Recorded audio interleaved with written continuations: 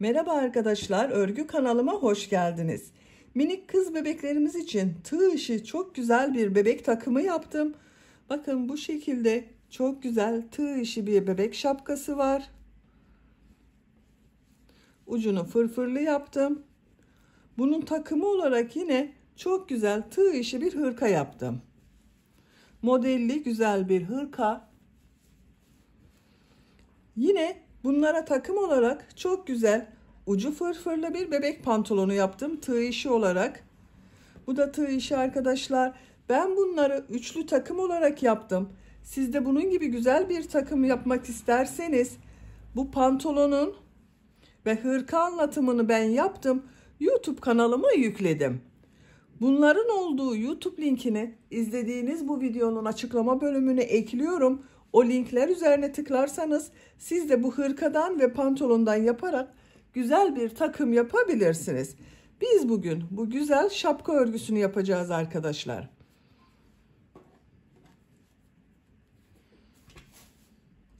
Şapka örgüsüne buradan sihirli halka yaparak başlıyorum. Arttırmaları yapacak olduğunuz çocuğun büyüklüğüne göre istediğiniz kadar yaparak istediğiniz büyüklükte bu şapka örgüsünü yapabilirsiniz. Tek yapmanız gereken bu arttırmaları yapmak. Başlamasına aynı benim sayıda başlayabilirsiniz. Ben bugün 6 aylık bir bebek için yaptım bu takım örgüsünü ve şapka örgüsünü arkadaşlar. Siz isterseniz bunu arttırma sırasını bir sıra önce bitirirseniz 3 aylık bebek için olur. 2 sıra önce bitirirseniz yeni doğan bebek için şapka olur arkadaşlar. Bu arttırma sırasını bir sıra fazla yaparsanız 1 yaşındaki çocuk için olur. Biz bugün 6 aylık bir bebek için yapıyoruz. Bakın buradan kordonlar yaptım. Boynunun altında bağlamalı. Şapka örgüsünde iplik olarak ben bugün pembe renkli bir iplik kullandım. Kullandığım iplik üzerinde 100 gram iplikte 330 metre var. Yarım yumak iplik yeterli. 50 gram iplik yeterli arkadaşlar bu örgüde. Ben bugün pembe renk iplik ile yaptım. Siz bu şapka ve takım örgüsünü istediğiniz marka iplik ve renkleri kullanarak yapabilirsiniz. Her renk ile çok güzel oluyor.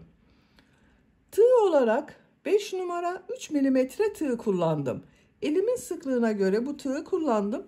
Yumuşak bir örgü elde ettim. Sizin eliniz sıkıysa 3,5-4 milimetre tığları kullanırsanız çok daha iyi olur arkadaşlar.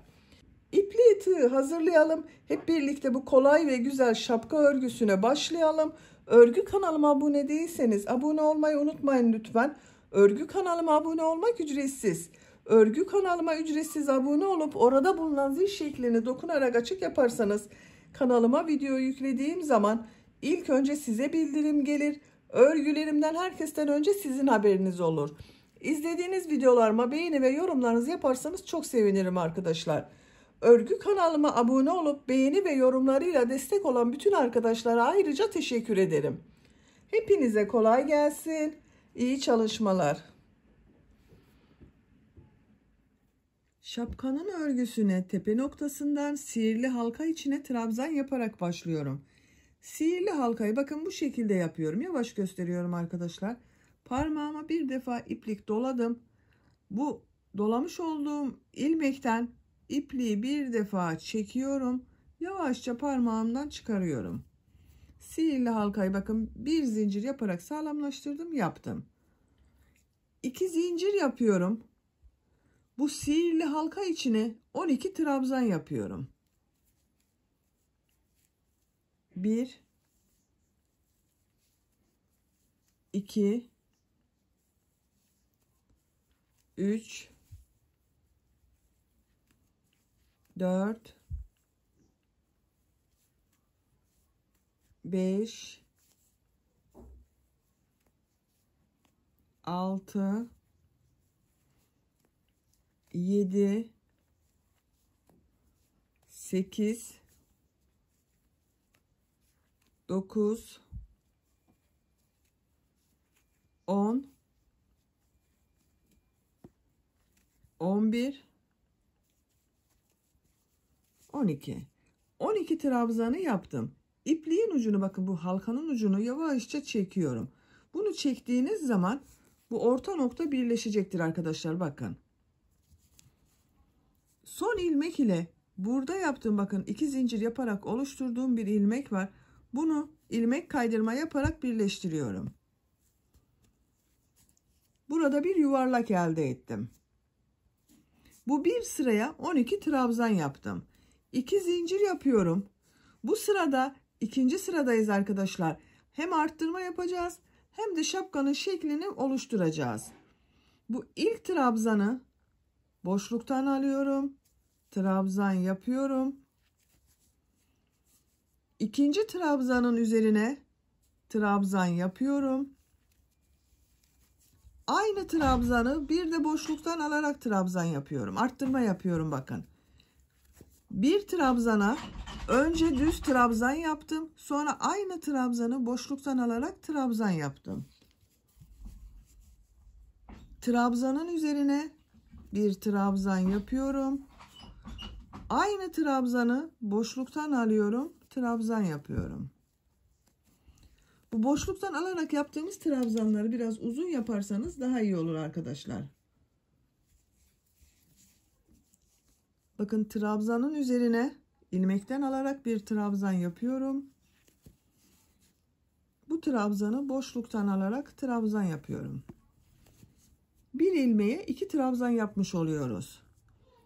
Sıra sonuna kadar devam edelim.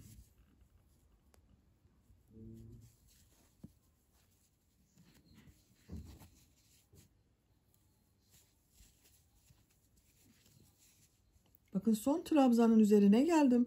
Bunun üzerine bir trabzan yapıyorum. Aynı trabzanı boşluktan alıyorum. Trabzan yapıyorum.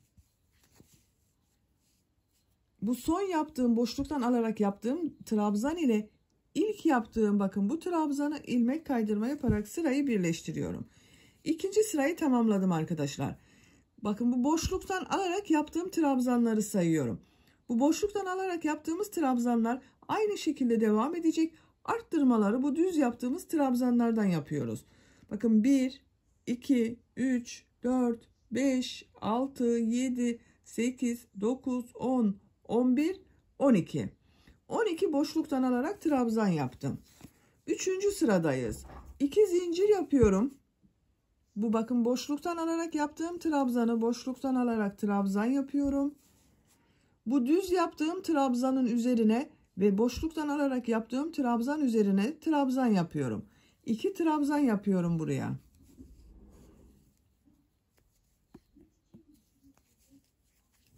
İki trabzanı yaptım. Bakın en son yaptığım bu düz trabzanı boşluktan alarak trabzan yapıyorum bir de. Arada 2 düz trabzan yaptım. Bu boşluktan alarak trabzanı da boşluktan alarak trabzan yaptım. Bu 2 ilmek üzerine trabzan yapıyorum.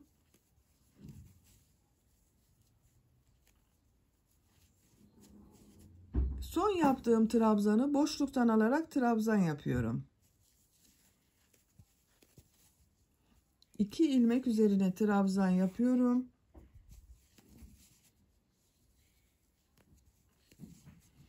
Bu son yaptığım trabzanı boşluktan alarak trabzan yapıyorum. Sıra sonuna kadar devam edelim. Sıra sonuna kadar tamamladım. Son olarak bakın bu boşluktan alarak yaptığım trabzanı yaptım. Burada 2 zincir görünüyor. Bu 2 zincirin olduğu bu ilmeğe bir trabzan yapıyorum. İlmek kaydırma yaparak birleştiriyorum. Bakın 1-2 trabzan da burada oldu arkadaşlar. Bu sırada toplam 36 trabzan var. Her sırada 12-12 artıyor. 12 trabzan ile başladık. İkinci sırada 24 trabzan. Üçüncü sırada 36 trabzan var. Dördüncü sıradayız. 2 zincir yapıyorum. İlk bakın boşluktan alarak trabzan yapıyorum. 1, 2, 3. 3 ilmek üzerine trabzan yapıyorum. 1, 2, 3. 3 trabzanı yaptım. Son yaptığım trabzanı boşluktan alıyorum. Trabzan yapıyorum. Zaten bakın belli. Boşluktan alarak yaptığım trabzanlar belli arkadaşlar. 3 trabzan yapıyorum. 1, 2, 3. Bu son yaptığım trabzanı boşluktan alıyorum, trabzan yapıyorum. Bu şekilde. Bu sırada bakın, bu iki trabzan arasında üçer trabzan var. 1, 2, 3. Sıra sonuna kadar devam edelim. Sıra sonuna kadar tamamladım. Bakın burada bu trabzanı boşluktan alarak trabzan yaptım. Burada bir trabzan görünüyor. Üzerine bir trabzan yapıyorum.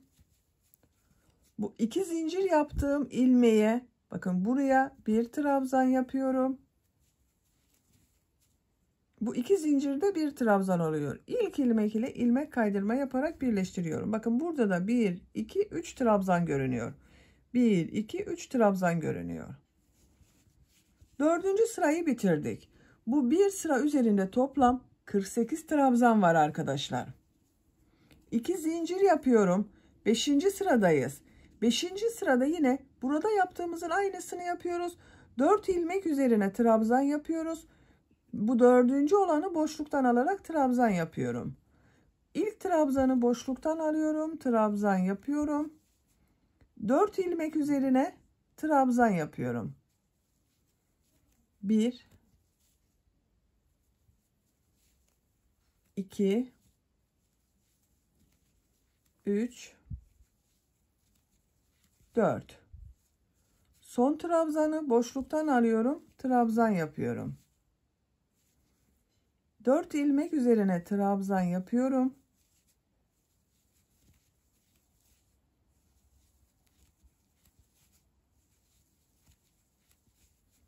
Son trabzanı boşluktan alıyorum, trabzan yapıyorum. Bakın bu şekilde. Bu sırada da bu arada bakın 1, 2, 3, 4 düz trabzan oluyor. 5.'ye aynı trabzanı boşluktan alarak trabzan yapıyoruz. Sıra sonuna kadar devam edelim. Sıra sonuna kadar tamamladım. Son yerde de bakın 1, 2, 3 trabzan yaptım. Bu iki zincirde bir trabzan, onunla birlikte 4 oluyor. Bu ilmek ile ilmek kaydırma yaparak birleştiriyorum. Bu 5. sırayı tamamladık arkadaşlar. Bir sıra üzerinde 60 trabzan var.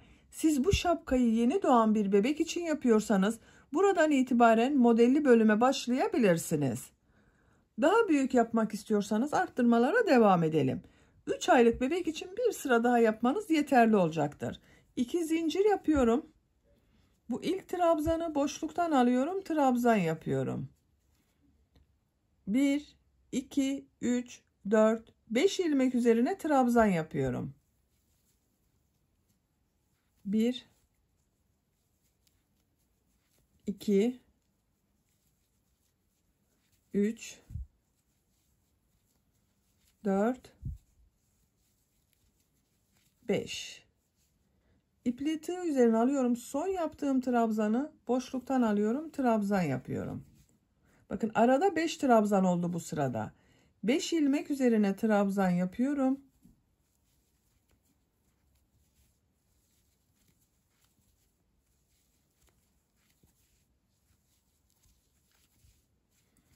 Son yaptığım trabzanı boşluktan alıyorum, trabzan yapıyorum.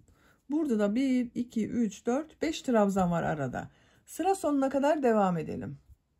Sıra sonuna kadar tamamladım. 4 trabzan yaptım bakın buraya arkadaşlar. İlk ilmek ile ilmek kaydırma yaparak birleştiriyorum. 2 zincirle birlikte 5 trabzan oldu. Bu bir sıra üzerinde toplam 72 trabzan var. Siz bu şapkayı 3 aylık bebek için yapıyorsanız buradan itibaren modelli bölüme başlayabilirsiniz. 2 zincir yapıyorum. 7. sıradayız. Bu sırada yine bu trabzanları boşluktan alarak trabzan yapacağız. Arada görünen trabzanlar üzerine trabzanlar yapıyorum. İlk ilmek üzerine trabzan yapıyorum. 1, 2, 3, 4, 5, 6. 6 ilmek üzerine trabzan yapıyorum. 1, 2, 3, 4, 5, 6. Bakın bu son yaptığım trabzanı boşluktan alarak trabzan yapıyorum. Zaten bakın boşluktan alarak yaptıklarımız görünüyor arkadaşlar. Bunların üzerine de trabzan yapıyoruz. Aynı trabzanı boşluktan alarak trabzan yapıyoruz. 6 trabzanın üzerine trabzan yapıyorum.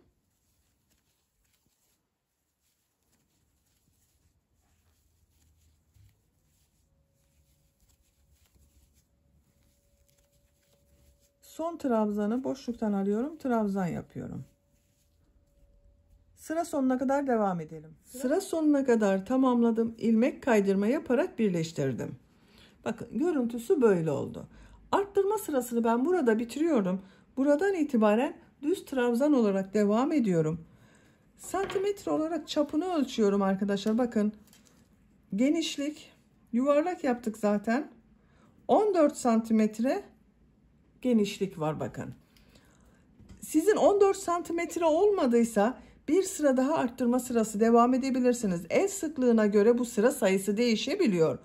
Benim bu bir sıra üzerinde 84 ilmek var. 84 trabzan yaptım. Bu boşluktan alarak yaptıklarımızla birlikte 84 trabzan var. Şimdi trabzan sırasındayım. 2 zincir yapıyorum. Bu 2 zincirde bir trabzan. İlk ilmeğe trabzan yapıyorum. Diğer ilmeklere trabzan yaparak devam ediyorum. Sıra sonunda bakın bu 1, 2, 3 bölümü boş bırakacağız. Diğerlerine trabzan yapacağız. Burası bebeğin boynuna gelecek olan yer olacak arkadaşlar. Buraya kadar trabzan yaparak devam edelim. Buraya kadar trabzan yaptım. Bakın bu boşluktan alarak yaptığımdan sonra da bir trabzan yaptım. Burada da bakın bundan önce 2 zincir yaptım. Bununla birlikte 66 trabzan oldu arkadaşlar. Kaç boş kaldığını sayıyorum. 2, 4, 6, 8, 10, 12, 14, 16, 18 ilmeği boş bırakıyoruz. Burası bebeğin boynuna gelecek. Bir zincir yapıyorum. Örgüyü çeviriyorum. İlk ilmek üzerine trabzan yapıyorum.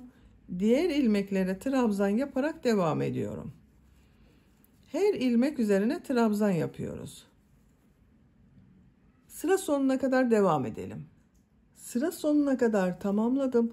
Sıra sonunda bakın bu 2 zincir yaparak yaptığım bir trabzan var. Bunun ikinci zincire tığ takıyorum, trabzan yapıyorum. İkinci sıra trabzan sırasını bitirdim. Bu bir sıra üzerinde yine 66 trabzan var. Bir zincir yapıyorum, örgüyü çeviriyorum. İlk ilmeğe trabzan yapıyorum. Diğer ilmeklere trabzan yaparak devam ediyorum.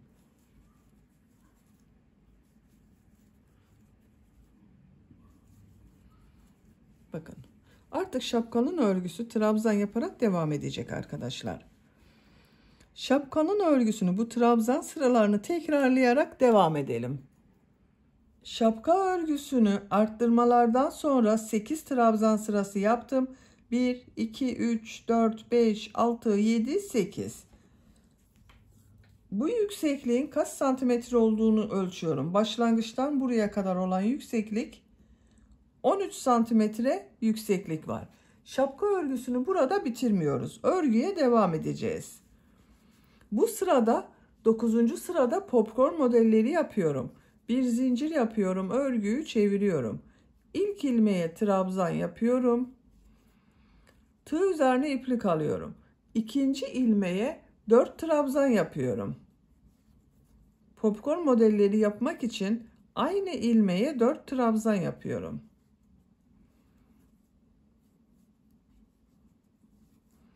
Bakın aynı ilmek içine 4 trabzan yaptım. Tığ çıkarıyorum. İlk trabzan üzerine tığ takıyorum. Şu şekilde ilmeğin içinden çekiyorum. Bir zincir yapıyorum. Tığ üzerine iplik alıyorum. Bir ilmek atlıyorum. İkinci ilmeğe 4 trabzan yapıyorum.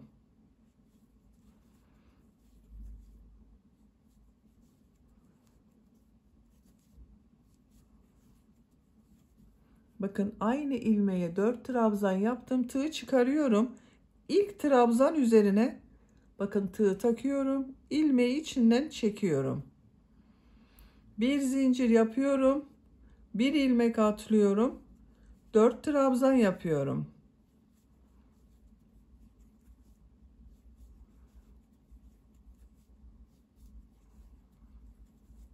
Aynı ilmeğe 4 trabzan yaptım.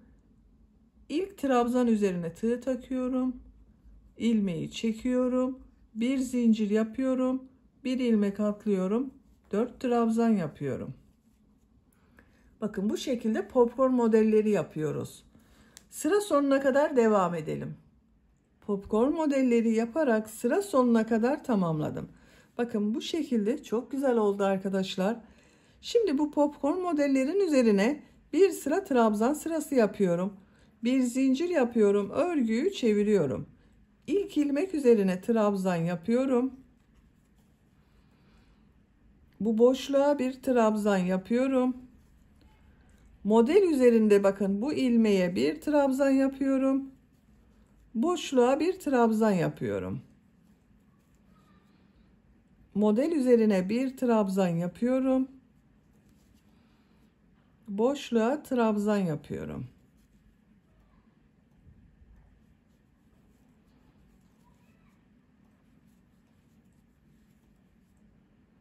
Sıra sonuna kadar devam edelim. Sıra sonuna kadar trabzan yaparak tamamladım. Bir zincir yapıyorum, örgüyü çeviriyorum. Bir sıra sık iğne yapıyorum. Her ilmek üzerine sık iğne yapıyorum.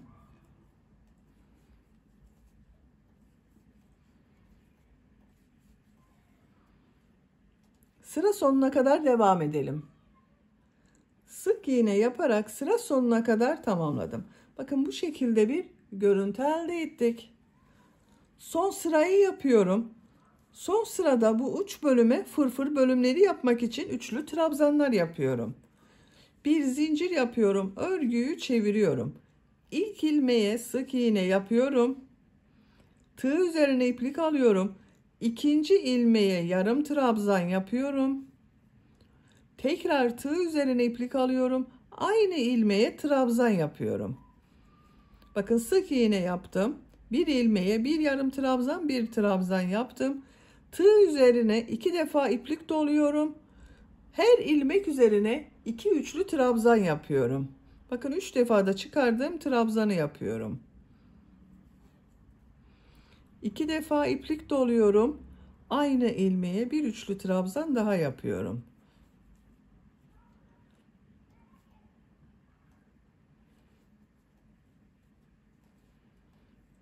Çok sıkı yapmıyorum. Siz daha fırfırlı olsun istiyorsanız her ilmeğe 3 trabzan yapabilirsiniz. 3 üçlü trabzan yapabilirsiniz.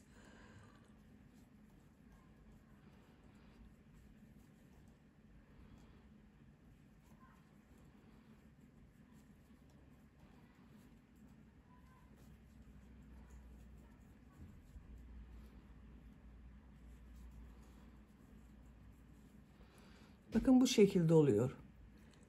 Her ilmeğe 2 üçlü trabzan yaparak sıra sonuna kadar devam edelim. Sıra sonunda 2 ilmek kalacak arkadaşlar. Burada yaptığımız gibi trabzan ve sık iğne yapacağız. Sıra sonuna kadar tamamladım. Sıra sonunda 2 ilmek kaldı. Bakın buraya kadar her ilmeğe 2 üçlü trabzan yaptım. Fırfırlı bir görüntü elde ettim. Bu ilmeğe bir trabzan yapıyorum. Sıra başında yaptığımız gibi bakın yarım trabzan yaptım. Bir trabzan yaptım. Üçlü trabzana başladım. Tekrar aynı ilmeğe yarım trabzan yapıyorum. Son ilmeğe sık iğne yapıyorum. Bakın burada yuvarlak bir görüntü elde ettik. Sıra başında olduğu gibi. Şimdi boyun çevresinde sık iğneler yapıyorum. Sık iğne yapıyorum. Trabzan sırasına bakın bir sık iğne yapıyorum. Biraz dar olması için her trabzan sırasına bir sık iğne yapıyorum arkadaşlar. Bakın. Biraz daralsın istiyorum. Siz isterseniz her trabzan sırasına 2 sık iğne yapabilirsiniz. Sık iğneler yaparak sıra sonuna kadar devam edelim. Boyun çevresinde sık iğne yaparak buraya kadar tamamladım. Bakın bu şekilde oldu arkadaşlar. Bir zincir yapıyorum. Örgüyü çeviriyorum. Her ilmek üzerine bir sık iğne yaparak devam ediyorum bakın.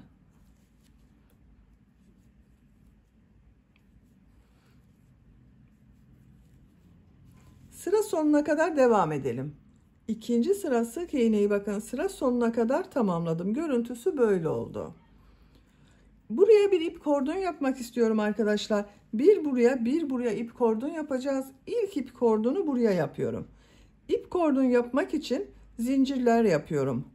Çok sıkı zincirler yapmıyorum. Tercihinize göre istediğiniz sayıda zincir yapabilirsiniz. Zincirleri yapmaya devam edelim. 60 zincir yaptım. Bu 60 zincirin kaç santimetre olduğunu ölçüyorum.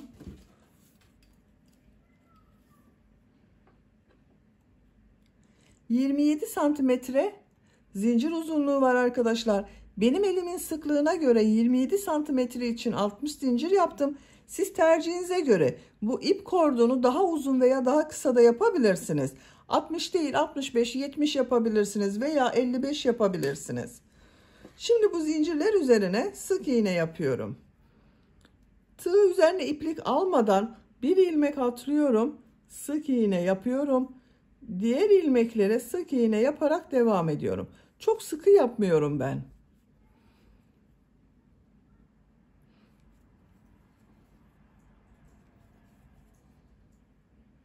Sıra sonuna kadar devam edelim. Zincirler üzerine sık iğne yaparak tamamladım. Boyun çevresinde sık iğnelere devam ediyorum. Her ilmek üzerine sık iğne yapıyorum. Bakın ip kordonun birisini buraya yaptık. Diğer ucuna da diğer ip kordonu yapacağız. Buraya kadar sık iğne yaparak devam edelim. Boyun çevresinde sık iğne yaparak buraya kadar tamamladım. Buraya da burada yaptığım gibi ip kordon yapıyorum. Bu ip kordonu siz kaç zincir yaptıysanız buraya da aynı sayıda zincir yapıyoruz. Ben 60 zincir ile başladım. Bunu da 60 zincir yapıyorum. 60 zinciri yapalım. Üzerinden sık iğne yaparak sıra sonuna kadar tamamlayalım. Diğer ip kordon için zincirleri yaptım. Üzerinden sık iğne yaptım. Bakın sıra sonuna kadar tamamladım. Son yaptığım ilmeği burada yaptığım sık iğne ile ilmek kaydırma yaparak birleştiriyorum. Bakın burası düzgün oldu arkadaşlar. İpliği kesiyorum. Ben kestim. İlmek içinden çekiyorum. Bakın. Kordonun görüntüsü bu şekilde oldu. Çok güzel oldu. Şapkanın da örgüsünü bitirmiş oldum. Bakın arkadaşlar çok güzel bir şapka yaptık. Bebeğimize giydirdikten sonra şu şekilde boyun altında bağlayabiliriz. Bitmiş olarak size ölçülerini söylüyorum. Baş yüksekliğini ölçüyorum bakın. Başladığım yerden bitmiş yere kadar olan yükseklik 17 santimetre. Genişliğini ölçüyorum. 17 santimetre. Ben bugün 6 aylık bir bebek için yaptım. Bu ölçüde oldu arkadaşlar. Bakın çok güzel oldu. Siz bunu her yaş çocuklarınız için yapabilirsiniz. 3 aylık, yeni doğan, 1 yaş, 2 yaş, her yaş bebekleriniz için uygun. Beni dinlediğiniz ve izlediğiniz için hepinize çok teşekkür ederim. Örgü kanalıma abone değilseniz abone olmayı unutmayın lütfen. Örgü kanalıma abone olmak ücretsiz. Örgü kanalıma ücretsiz abone olup orada bulunan zil şeklini dokunarak açık yaparsanız kanalıma video yüklediğim zaman ilk önce size bildirim gelir. Örgülerimden herkesten önce sizin haberiniz olur. İzlediğiniz videolarıma beğeni ve yorumlarınızı yaparsanız çok sevinirim arkadaşlar. Sizlerle yeni örgülerde görüşmek dileğiyle. Hoşça kalın, sevgiyle kalın.